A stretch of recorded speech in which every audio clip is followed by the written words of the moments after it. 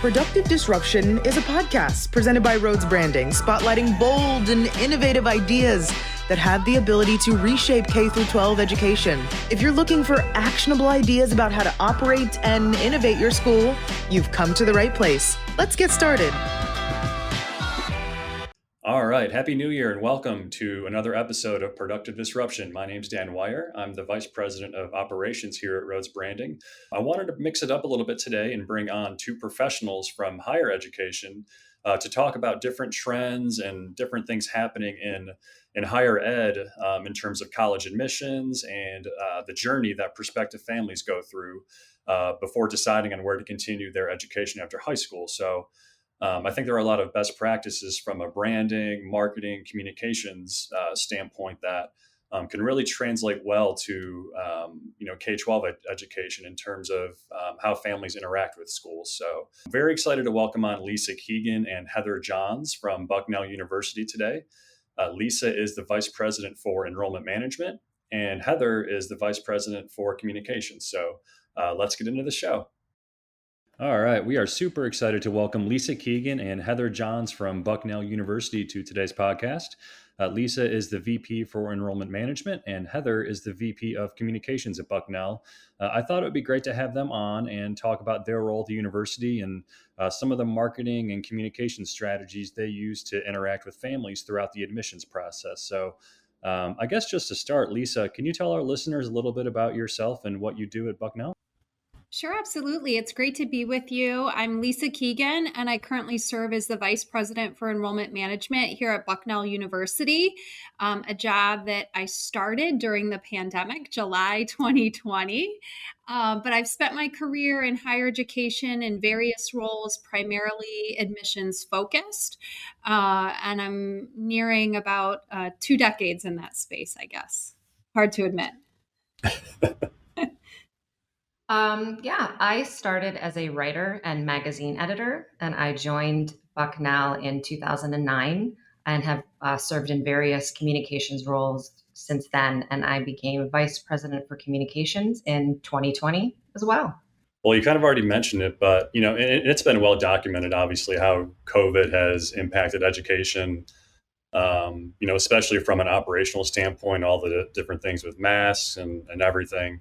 I guess specifically from a admissions standpoint, and Lisa, that this may be, better for you to answer. How has COVID impacted the way, you as a admissions professional interact with families throughout the journey? Now, I'm sure there are maybe things you implemented during the pandemic that you've never done before.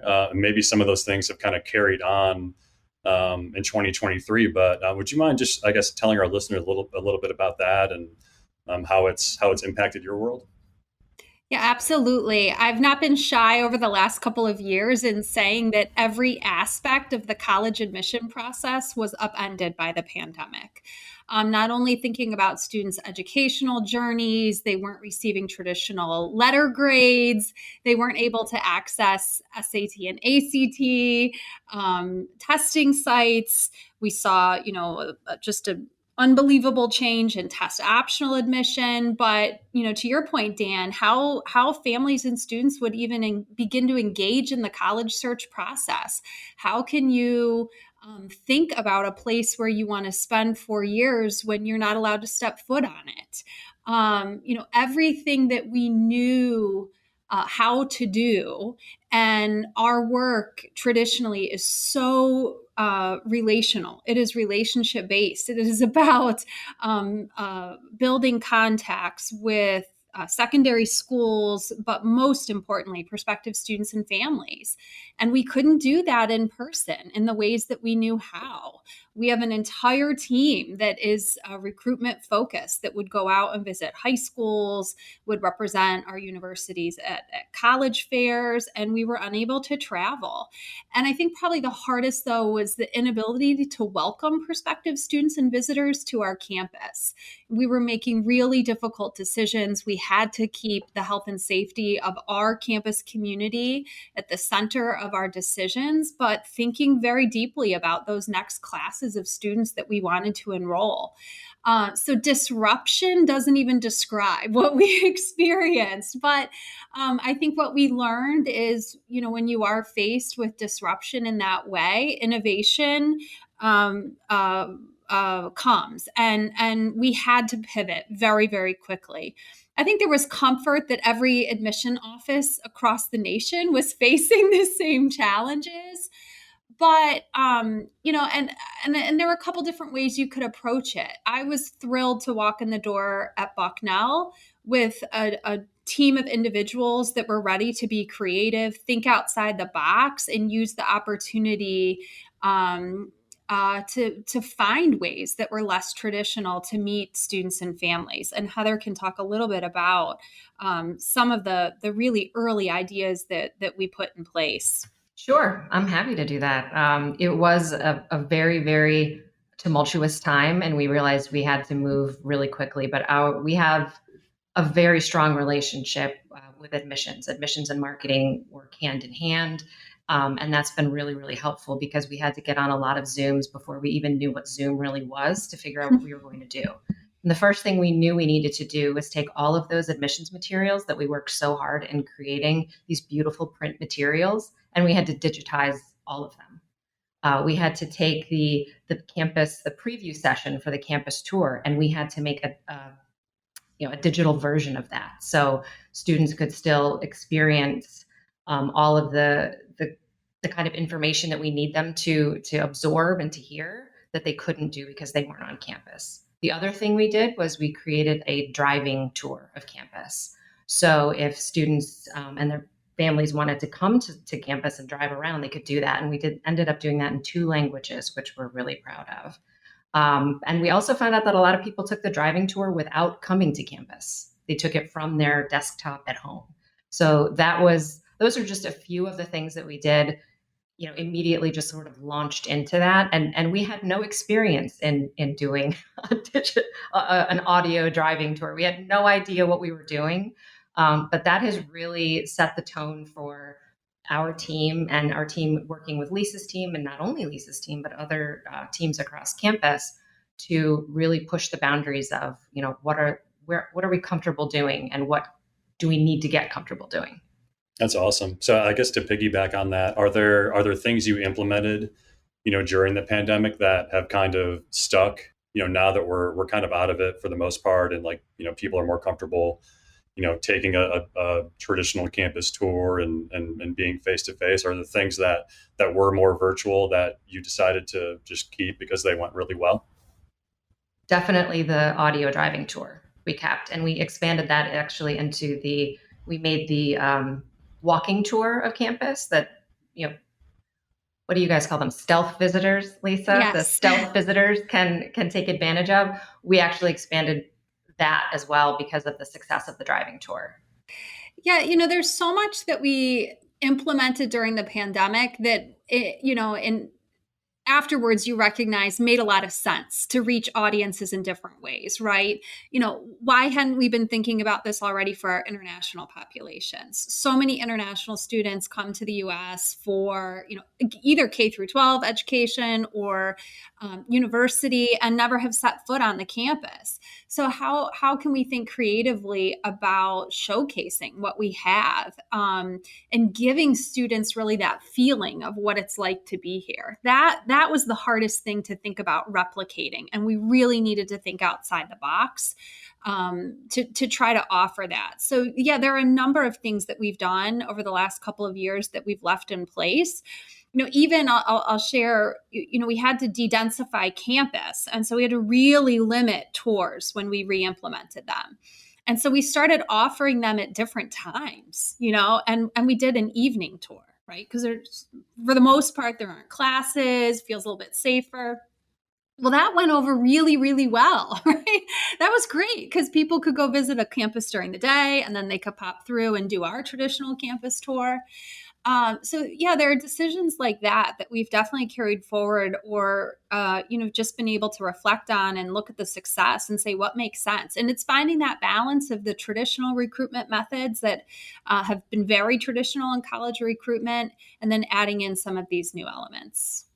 So I'm sure, like any other industry, you both were keeping a tab on what your competitors were doing at different universities during this time. And I guess what is your process for ensuring you, I guess, keep that competitive edge and benchmark what you're doing at Bucknell versus what other universities and colleges are doing. I'm sure you were doing that even before the pandemic, just in terms of the normal things like tuition and, oh, this school's offering, this new program and this type of scholarship, and those different things. But I guess, can you walk me through like that process and kind of how you go about doing that? I think every, college and university benchmarks itself against its peers. There are a number of metrics that we pay close attention to in higher education broadly, right across the university. And yes, we're always looking at our price point, our offerings, your retention, your graduation rates, or you're always trying to improve the metrics and thinking about what you have to offer. But I think, even more specifically, every institution's trying to distinguish itself, right? There are so many options out there in education. How do you tell your story the best? How do you differentiate yourself? How do you reach people in ways that make sense for them? So I'm going to, pivot a little bit, I think, from your question. But when I think about competitive advantage, when I walked in the door here at Bucknell, I was so grateful that I have people on my team who are focused on communications, but that we had a professional marketing arm that lived where it should, under communications and marketing, right? Because all marketing for the university is good for admissions, right? And so to have professionals that are experienced in this area partnering with us and understanding our goals has been significant. And Heather thankfully had built that marketing arm prior to the pandemic, and I think that allowed us to pivot so quickly to implement new ideas, and that we had people who were trained and really creative to do that.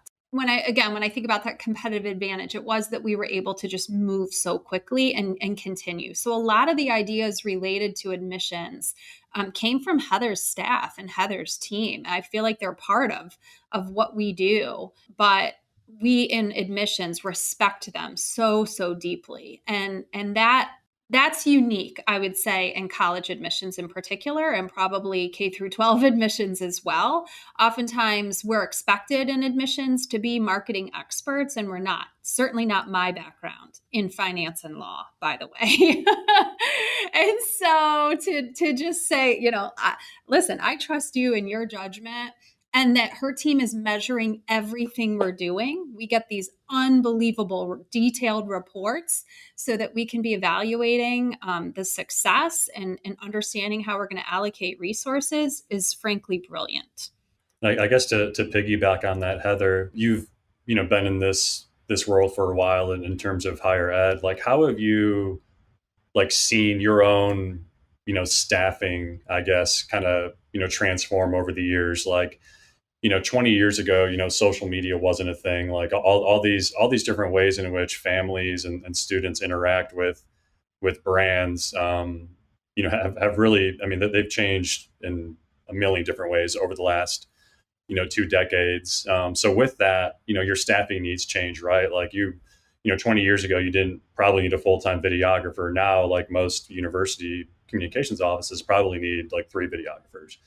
So I guess how do you make sure that your communication staff, like you have all the different tools and the right people to like meet the needs of where the world currently is in terms of how people seek out information.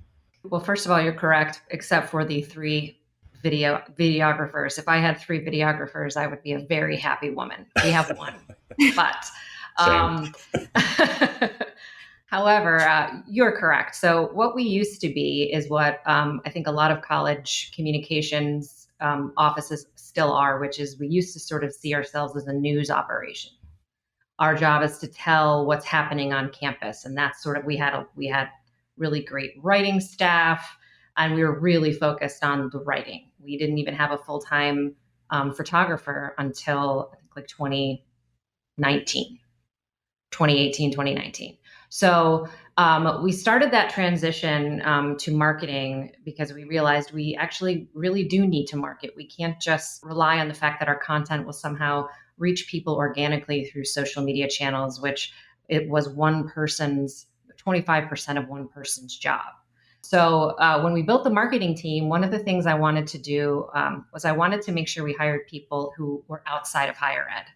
And when you talk about the competitive advantage, that to me was our competitive advantage. We had spent years building up this really, really strong content production and content strategy team.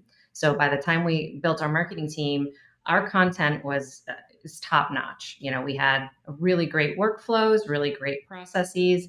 And then when we built our marketing team, they brought all kinds of experiences and expertise from outside of higher ed, which is notoriously slow to adapt, slow to innovate. We just sort of plod along a lot of times. So it was really important that we got that outside perspective. So when they came on board, they were able to just hit the ground running with all of this content to share.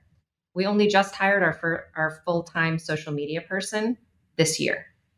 We're there finally. I feel like we're in a really great place where we have all of those people. But what I've had to do is I've had to convince people that marketing is not a dirty word. And the way that you do that is by aligning our goals are Lisa's goals. Our goals are our university advancement's goals. We don't have any goals of our own other than how can we help them succeed. And other than internal goals, like we want to grow our social channels, we want to do those things. But in terms of actually motivating goals, that is what we focus on. And that is what helps us be able to build the team that we need when we look at it like that, through that lens. A lot of our clients in the K-12 space, it's very similar in terms of it's almost like they need an act of Congress to convince people that we need a full-time social media manager, because a lot of times they're busy tying or creating their own goals as a communications office and don't necessarily tie what they do to an admissions office or a fundraising advancement office or a student life office or other departments that really make a direct impact on the bottom line of a university or in our case a school district. So I guess we all know the impact a healthy marketing budget can have on admissions, but we also know higher ed and K-12 are really far behind in terms of what's happening in the private sector. As you think about maybe one of your K-12 counterparts who's doing this at a school district, what advice would you give to them who is trying to make a case to their leadership team or a school board to devote resources to marketing, to communications, and creative services? Marketing should be tied to the goals of your district or your institution. And so, for example, my husband actually works at our local school district. He's a guidance counselor. So one of the big focuses is mental health right now in our school district, our local school district. And the best way, if you take that as an example, the best way to convince people like your school board or your administrators to give you some funds is to be able to show how that marketing is going to support those larger goals. So for example, if you have all of these resources for your students for mental health, you need them to know what they are. And that means you're going to need some money to produce brochures, to produce posters, perhaps to produce a little video spot for your morning TV show that you show, we call it DTV for our local high school. But you start small, and then you'll be able to show some growth, and then that will help build your case.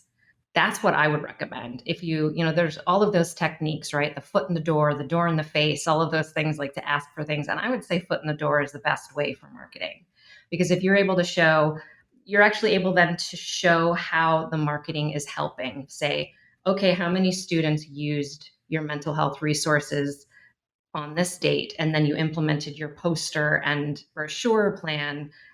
6 months later, how many students are using your mental health resources? You're able to actually probably not draw a straight line, but you're able to show some correlation. And you could even do some surveys then and say, how did you hear about this? I saw a poster in the hall. Bing, bing. that was marketing. It's not easy, but I think also making sure that your goals are just aligned with the bigger goals of the institution or the district. That's the key. So we all know how technology has, impacted the admissions process in so many different ways over the last decade. I guess, Lisa, what are there some newer innovative strategies that you're implementing at Bucknell to engage with prospective students and families throughout the enrollment process? Like, is there something you rolled out that's completely new to the admissions world over the last, like, maybe a couple of years that you'd like to touch on? Yes, absolutely. So we had an opportunity early in the pandemic to experiment and develop a virtual reality project. And this was really in response to what I alluded to earlier. We could think about how to do a video tour for students and a driving tour. But for students who couldn't actually be here, how did we give them a sense of the community and what it was really like to be here? How do we show them or give them a feeling of being in a Bucknell classroom or a residence hall or at an athletic event? We didn't have spectators at athletic events. So in partnership with Heather's team and her team really taking the lead, we were able to create a virtual reality experience where prospective students and family members could put on an Oculus headset and partake in this experience, which was designed to be a distinctive, immersive experience, different from a virtual campus tour. As we started to engage in this work, of which none of us had experience in, I had never even put on an Oculus headset, we just quickly realized the opportunity to be able to think outside the box really creatively about what it was that we wanted to show students and have them really feel. So we got to work trying to figure it out. And as we were looking at the landscape, a couple of colleges and universities had engaged with VR, but not in this particular way. In fact, even when we issued the RFP, we only had a couple of responses because very, very few people in the higher education space were doing this. So we're continuing to work through that, think about how we update it. But that was a really fun, creative way for us to think about technology, not just for right now, but honestly, students that we aren't even reaching yet, right? Like, at what point will it be that everybody has an Oculus headset at home, right? Those are the kinds of things we need to be asking ourselves. Not that I'm trying to get 12-year-olds interested in college right now, right? We don't want to put any more pressure on them. But I do think we need to think about technology and how adept our young people are to it, right? My 11-year-old does all of my Apple product updates for me, and she can do everything much faster than I can. So we have to be thinking about that. And as Heather already mentioned, higher ed and education in general can be really slow to adapt, but we need to be thinking about that, exactly from that lens. What is it that 8 and 9 and 10-year-olds today are going to expect, and how do we stay ahead of that? I think so much of that is just keeping up with generational differences and learning how, Gen Z or Gen Alpha, I think is what they're called now, are, interacting with technology and how they're consuming information. I guess how much of what, this is probably for both of you, how much of what you do in your role is, keeping up with research on generational differences, and maybe how, most parents now are digital natives and a lot savvier, with things like social media and just technology as a whole than, definitely how my parents were. So I guess how do you make sure that your, generational differences is something, you keep up with? Are there different resources you kind of tap into to look into those sort of things? We have some really great resources that live with us. I have two daughters, one age 14, almost 15, and one who just turned 18. And I know Lisa has a whole generation younger. And we have on our teams, we also, we have people who are grandparents, people who are parents, people who are not parents, very, very young parents, all types of things. And to be honest, you can read all of the books you want to about this, but your lived experience, I think, is the most informative if you're paying attention and if you're listening. So I've just gone through the entire college admission process with my oldest. And I see how she's interacted with schools and how she's looked at them, her experiences on campus tours, her reactions to campus tours. I've realized I've confirmed that, they don't read a single thing in print. We do, parents do, but my kids don't. That's not how they experience anything. It's all digital.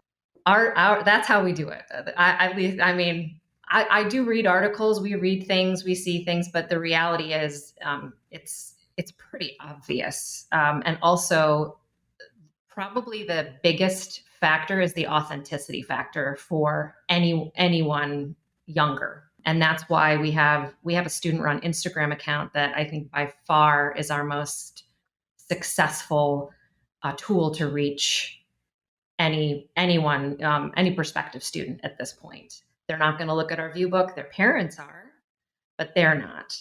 They might open our emails, but we spend a lot of our time in our emails sending them to our I Am Ray Bucknell Instagram account, because we know that that's where they're going to really get the unfiltered student perspective. And that's what they want. They don't want to hear what we have to say, but their parents do. So we definitely think about that content development of reaching all audiences, and then being very intentional about the platforms that we do that on. Yeah, and that makes perfect sense. I remember in my previous life working in higher ed, if we just did a simple YouTube search for, I mean, really, this goes for any university, but you would see probably, a dozen user-generated videos by current students talking about, life in the dorms, or, the different food options that exist on campus, or what it's like to go to a sporting event and tailgate. And it was always a struggle for me to convince people, like, hey, like, we need to be creating this content for our own channels and helping facilitate these sorts of more raw, like, influencer type videos and social media content.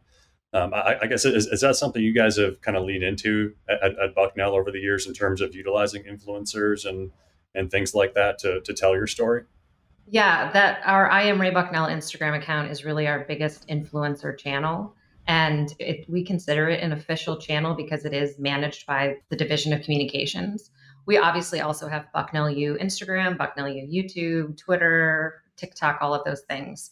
But our TikTok channel is managed by students, just like the I Am Ray Bucknell Instagram account is, because that's what we need to do. I'll and it's never frustrating. forget when Heather called me and she said, "We're going on TikTok." And I said, "What?" She said, "We've got to be there. We're going on TikTok." And it's not Heather and me on TikTok, right? Nobody wants to see videos of us talking about our university. It's our current students. And we were actually able to do some incredible student takeovers through social media. We had 2 Olympians 2 summers ago, and they did takeovers from Tokyo. It was amazing, right? And so to be able to just say, hey, we want you to run this for a week and showcase what you're doing. It doesn't have to be, necessarily the Olympics, but, we've been able to do student athletes, students in different majors with different interests, activities, spring break study away programs. And in our roles, maybe more for me and less for Heather, because she lives and breathes this every day. But turning your work over to students can be terrifying. Yeah. But it's so valuable, right? Our traditional influencers have always been our tour guides, right? We call them our ambassadors. But they're very trained, right? And families and students know that. Not that diminishes the value of that experience, right? We know tours can make or break a college experience, a college search experience. But what Heather was saying, that raw, unfiltered, content, so valuable. And I saw this play out. I have a friend whose son, is here at our university, and he never saw a Bucknell student ever. Like, never saw a student in person. And I said, I can't believe, he chose us. And my friend said, social media. He followed social media and he saw that he would find his people. That's really powerful. You have Absolutely. to really trust. You have to have some trust, and you have to believe in the value of your school and what people's experience are. And you also have to just open the door a little bit. For example, and it's not just students. We actually have some faculty members who are on TikTok. We have one in particular who is a political science professor, and she loves TikTok and she's on it, and we keep an eye on it to see like what's exciting, what she's doing. And when we had Jake Tapper come to speak at the Bucknell Forum, she asked if we could make him available to do just a really quick TikTok with her. And we were like, absolutely. And we made that happen because we knew that, you can't have such a huge, tight grasp on social media. That's never going to work. We don't have a system of you have to, we don't approve any of these. We don't moderate. We really do work with these students and make them understand our content guidelines. And then we give them the reins and off they go. It is a bit like jumping off a cliff. So I'm just really grateful that Lisa, when she came here, wasn't like, I don't like this, let's stop it. She was like, I don't know. And now I'm happy to say Lisa's addicted to TikTok just like I am. Oh, wow. So I've done it. I've made it happen. Felt like I had to get on there. If Bucknell's on there, I need to see what we're putting out into the world. But it is a black hole, and Well, it's a total black hole. But like it's something like we preach it on a daily basis in what we do. But whether it's a superintendent or a director of HR, they need to be on those types of channels to really learn how students are using them, especially like, I'm sure y'all realize or have heard in the news, there's a national teacher shortage, in K-12 education right now. So, HR offices need to think about how they utilize those channels to recruit teachers.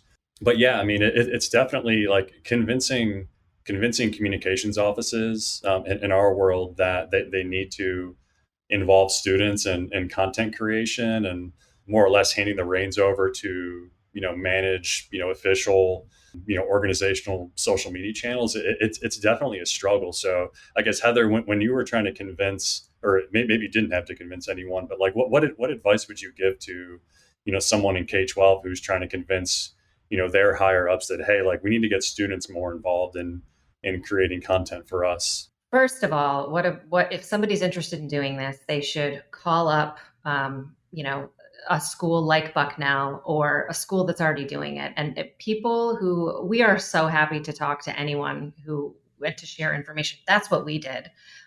St. Lawrence University was one of the first schools that really did a very successful student-run Instagram account. And that's what we did. I called them up. I talked to the person and I said, what did you do? How did you do it?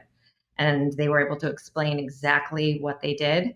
We took that and we just sort of made it our own. And you have to be able to show exactly how you're going to do it, that there are safeguards in place, meaning like you're always going to have the login. So if there is an inappropriate post, you can go in and take it down if you need to, or what we typically do, which honestly has happened, I can count out on one hand over a period of more than 5 years, is just reach out to that student and say, hey, you remember we talked about the content guidelines, whatever, and they might take it down, or, you work with them.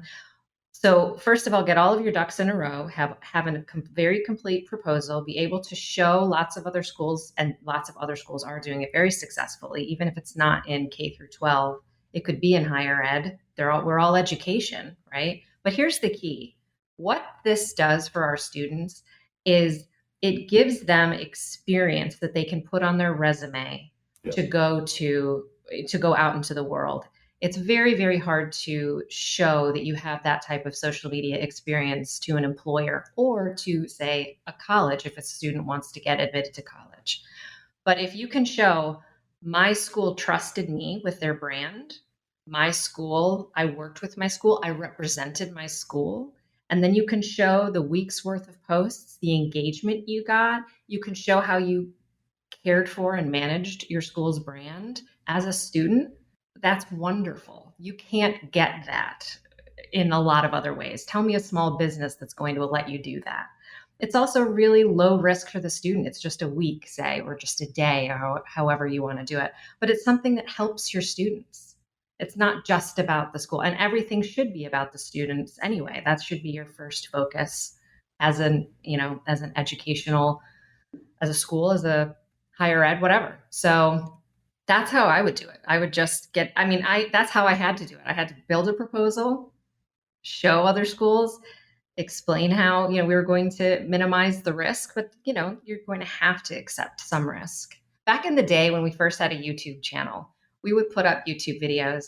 And I remember people started freaking out because at the end of the YouTube video, there would be ads that would show. And you, of course, don't get to choose the ads. And what if the ad was something that we didn't like? Oh my God. And we actually had someone say, let's get off YouTube. And I was like, are you kidding me? Are you kidding me? We can't get off YouTube. We can't get off YouTube. I'm sorry that you don't like the ad for this movie or whatever it is, but you're just going to have to suck it up. You're going to have to just toughen up a little bit and realize that this is just what you have to do to be successful in social media. Absolutely. Yeah. To your point, I think as long as you have those guardrails kind of set from the very get-go, and there's going to be some, there is going to be some provocative, quote unquote, content that you just need to be okay with. And it won't all be positive. Yeah. That's the thing. You have to make sure that's actually more valuable. The authentic experience is more valuable than just cheerleaders. We've had students, and we also have on our Instagram account, the student takeover, when they'll have, questions that people submit on Instagram stories. They love to answer the questions. And sometimes they're like, what is your experience with blank? And they'll say, you know what? It wasn't great. My experience with blank wasn't great. But most of the time they'll say, but I shared my feedback with with the administration, and I know that there are changes coming, or I know Bucknell is working on blank. And that actually is a bigger win than if somebody puts the question in and says, how's this? Everything's wonderful. And people are like, how is that possible? Everything can't be wonderful. But the key is the feedback is always Bucknell is working on it. Yeah. Well, and honestly, at the end of the day, this is true for any business out there. Like customer insights are key for any business to be successful in what they do. And you can't be afraid to shy away from that in terms of soliciting that through whether it's social media or some other mechanism. So, well, Heather, I know you mentioned before we hopped on that you guys recently launched your own podcast at Bucknell. Do you mind telling us a little bit about it and kind of the premise of it? Absolutely. Our team partners, of course, with Lisa's team. We have one host that's a communications staffer and one host that's an admissions staffer, and it's called College Admissions Insider, and it's available on all platforms that you listen to podcasts on. But it would be really helpful for parents of high school aged kids who just want to understand the college admissions process. It's definitely through the lens of Bucknell because that's our experience, but it's not necessarily selling Bucknell. It's helping understand the college essays, the financial aid process, all of these things. We have experts who come on from the admissions area, sometimes from the academic area, and it's really designed to help people make that really important decision about how to pick the college that's going to be best for their student. So give it a listen. Well, cool. Well, thank you both so much for joining. I think the last question I had on here was, I guess, is there anything you're excited about at Bucknell? Any kind of new or up and coming things that people should be on the lookout for that you want to touch on? Yeah, we have a number of things happening in the admissions world that we're really excited about, and thinking about how we reach students in new ways and the kinds of students that have Bucknell on their radar. So this year is the first year that we've launched a Gateway Scholars Program, which is specifically for first-generation students who have an opportunity to apply to the university, and if accepted, are guaranteed to have their full financial aid met without loans. Which is really, really exciting, and a little bit of a different perspective of how we think about reaching new students and new audiences that maybe haven't necessarily considered us before. So that's something that we've been working on, and we're really excited. But of course, work hand in hand with Heather's office to think about the rollout, how we're just continuing to articulate the value of a Bucknell education and everything that we can offer students here. Lisa and Heather, thank you so much for joining me today. Really appreciate it, and best of luck the rest of this year. I know, like everyone, the year is going to come to an end before we know it. It's going to be graduation, and it's hard to believe it's already 2023. But thank you both so much, and really appreciate you taking the time today. Thanks for having us.